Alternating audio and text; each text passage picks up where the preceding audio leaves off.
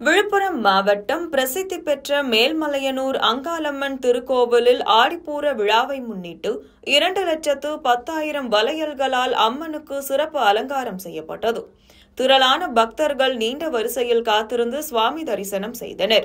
ஆடிப்பூர நாளான ஜூலை 28ஆம் தேதி அதிகாலை முதலே திருக்கோவில் நடை திறக்கப்பட்டு மூலவர் மற்றும் உற்சவர் அங்காளம்மனுக்கு பால், பன்னீர், தயிர், சந்தனம் போன்ற பல்வேறு வாசனை திரவியங்களால் சிறப்பு அபிஷேகம் நடைபெற்றது.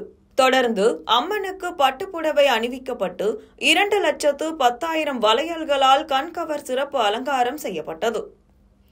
வளையல் அலங்காரத்தை தொடர்ந்து வண்ண மலர்களால் அர்ச்சனை செய்யப்பட்டு பல்வேறு வகையான பழங்கள், சர்க்கரை பொங்கல், சுண்டல் உள்ளிட்ட படையல்கள் சமர்ப்பிக்கப்பட்டு மகா தீபாராதனை நடைபெற்றது.